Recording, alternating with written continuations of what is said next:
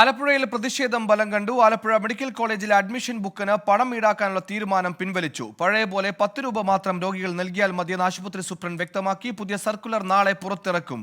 രോഗികളടക്കം പ്രതിഷേധം അറിയിച്ചതിനെ തുടർന്നാണ് തീരുമാനം. മനീഷ് മഹിബാൽ ആലപ്പുഴയിൽ ചേർന്നു. മനീഷ്, പ്രതിഷേധം ഫലം കാണുന്നു. അതേസമയം ഇത്തരത്തിൽ 30 രൂപയാക്കാനുണ്ടായ സാഹചര്യം എന്തായിരുന്നു?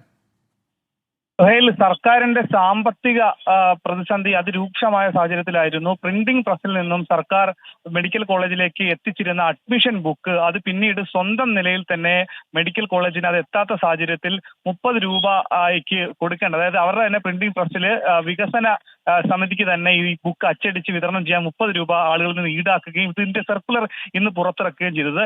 ഇന്ന് ഈ സർക്കുലർ പുറത്തിറങ്ങിയത് വാർത്തയായി, വിവാദമായി, പ്രതിഷേധമായി. അതിന്റെ പശ്ചാത്തലത്തിൽ അമ്പലപ്പുഴ MLA H. സലാം ഇടപെട്ടു. സൂപ്രണ്ട് അബ്ദുൽ സലാമിനോട് വിഷയം അവതരിപ്പിച്ചു. തെരഞ്ഞെടുപ്പ് വരെയും ഇത്തരത്തിലുള്ള സർക്കുലർ ഇറക്കിയാൽ അത് പ്രതികൂലമായി ബാധിക്കും. അതുകൊണ്ട് തൽക്കാലം നേരത്തെ ഈടാക്കിയിരുന്ന 10 രൂപ തന്നെ ഈടാക്കണമെന്ന് അറിയിച്ചു. അങ്ങനെ അതിന്റെ നിർദ്ദേശത്തെ തുടർന്ന് നാളെ സർക്കുലർ പുതുക്കി ഇറക്കും. വികസന സമിതി മുഖേന 10 രൂപ നേരത്തെ ഈടാക്കിയത് എന്ന വിവരമാണ് നിലവിൽ ആശുപത്രി അധികൃതർ പറയുന്നത്.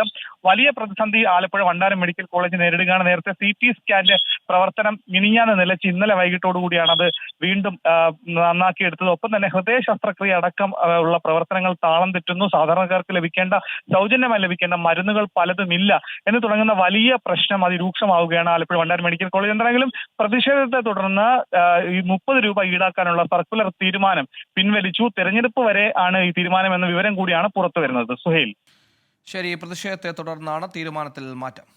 ലോകത്തെവിടെയായാലും ഏത് സമയത്തും 24 വാർത്തകളും ഓഗ്മെന്റഡ് റിയാലിറ്റി പാക്കേജുകളും എക്സ്പ്ലെയിനറുകളും വിശദമായി കാണാൻ ഞങ്ങളുടെ YouTube ചാനൽ നിങ്ങൾക്ക് സബ്സ്ക്രൈബ് ചെയ്യാം.